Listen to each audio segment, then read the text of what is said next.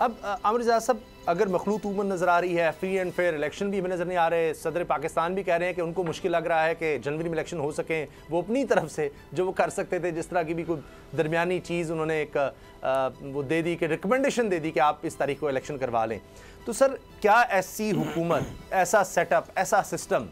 वो फैसले ले सकेगा जो ज़रूरी हैं मुल्क को बहरान से निकालने के लिए? यानी नज़र आ रहा है कि ट्रेन एक जा रही है और आगे जनाब वो हादसा खुदा न खास्ता हो सकता है, आपको नज़र आ रहा है कि आप जाएंगे, गिरेंगे उस गड्ढे में। उसी की मिसाल ये है कि एक अगर मिसाल लें, पाकिस्तान इंटरनेशनल एयरलाइंस, इस वक्त आप देखिए कि ये बड़े इदारे ना हमारे, पाकिस्तान इंटरनेशनल एयरलाइंस है, रेलवे है, रेलवे के आज खबर ये मैं पढ़ रहा था कि जी वो मुलाजमीन कह रहे हैं हमें तनख्वाहें नहीं दी जा रही, तनख्वाहें देने के लिए रेलवे के तनख्वाहें देने के लिए पैसे नहीं है, स्टील मिल का तो बुरा हाल, और फिर एक लंबी फहरिस्त है, उधर क्या हम जाएं। PIA को अगर मिसाल बनाएं, माली बहरान संगीन है, 10 दिन से 300 फ्लाइट्स जो हैं वो मनसूख हुई हैं, अब 740 अरब रुपए का कुल खसारा है। इसमें अब आज की खबर ये भी थी कि मुख्तलिफ बैंक्स मिलकर बैठ रहे हैं, इदारे मिलकर बैठ रहे हैं कि किसी तरह से 6 महीने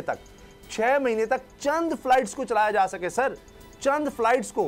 ईंधन ही हमें सिर्फ मिल जाए।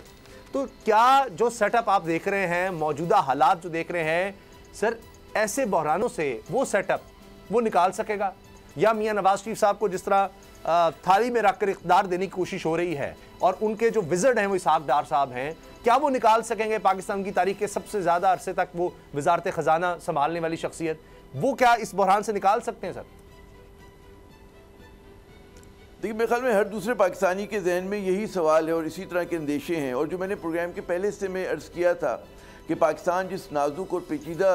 दौर से गुजर रहा है, उसमें हमारे जो मेन प्लेयर्स हैं सियासी, चाहे वो प्लेयर्स हों, चाहे वो मतलब रियासती इदारे हों, उनको बहुत ज़्यादा सियासी बालकुल नज़री का सबूत देना होगा और इस बात को वो करना होगा कि जी जो भी उनके फैसले हैं वो पाकिस्तान के इंटरेस्ट में हों, और जो पाकिस्तान में एक तवाज़ुन रहना चाहिए हमारी सियासत के अंदर, वो तवाज़ुन बरकरार रहे, खुदा ना खास्ते चीज़ें जो हैं वो हाथ से स्लिप ना हों। तो मैं एक तो यकीन करना ये चाहिए कि जी हमारे रियासती इदारे फंडामेंटली इतने मजबूत हैं कि वो इस सूरत हाल को काबू में करके करेंगे और ऐसा फ़ैसला करेंगे कि जो कहते हैं कि रियासत के मफाद में हो। ये एक मेरे ख्याल में एक उम्मीद रखनी चाहिए हमें, और इसमें कोई वो नहीं है। लेकिन साथ साथ हमें ये भी समझना चाहिए कि इन मखसूस हालात को जो छोड़ें जिसकी आप निशानदेही कर रहे हैं,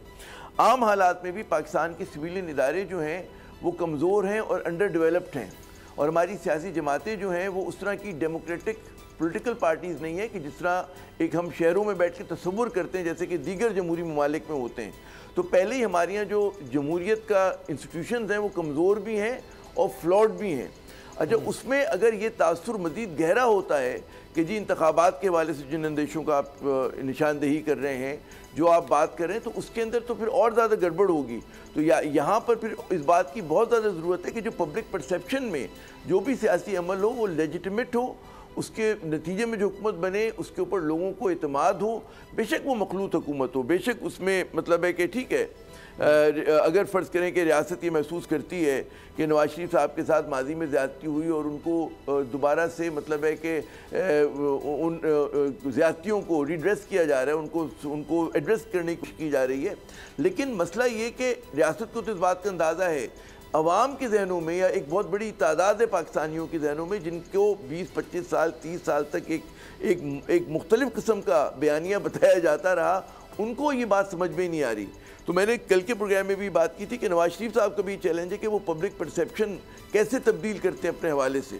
और ये ज़ाहिर है कि जो हमारे निगरां हुकूमत है और जो इदारे उनका भी चैलेंज होगा। तो आसान बात नहीं है, और उसके लिए मतलब है कि एक जो मैं समझता हूँ कि दुनिया में हम कायम रखने के लिए कहा जाता है ना कि जी एक तवाज़ुन की ज़रूरत होती है मुख्तलिफ़ पावर्स में, उसी तरह रियासत के अंदर इनारकी से बचाने के लिए, क्योस से बचाने के लिए ज़रूरत होता है कि जी एक तवाज़ुन रहे। तो तवाज़ुन बरकरार रखना है हमें। तो उसके अंदर यकीनन मतलब है हमारे इदारे बहुत मजबूत हैं, लेकिन सिविलियन इदारों को उनकी जो जिम्मेदारी पॉलिटिकल पार्टीज़ की अगर वो पूरी नहीं करती और वो अपने छोटे से मफाद के लिए एक बड़े मफाद को कुर्बान कर देती जो कि रियासत का मफाद है, तो वो अच्छा अमल नहीं होगा, और उसके नतीजे में जो अंदेशे हैं वो लोगों के हाकम बदहन जो है कि ऐसा ना हो कि पाकिस्तान मज़ीद मुश्किलात का शिकार हो जाए। तो बहुत ही मतलब है सोच के करना है कि जी इंतखाबात हर हालत में मुनसिफाना हों। जो खोसा साहब अभी फरमा रहे थे कि जी तमाम पोलिटिकल प्लेयर्स को उसमें इंतखाबात में हिस्सा लेने की इजाज़त हो, मैनिपुलेशन ना हो रहा हो किसी किस्म का। तो लेट्स होप कि वो इलेक्शन कमीशन ऑफ पाकिस्तान ये अमल करके दिखा सकेगा। सर एक तो है और अंदेशों को बेबुनियाद साबित करेगा। जी।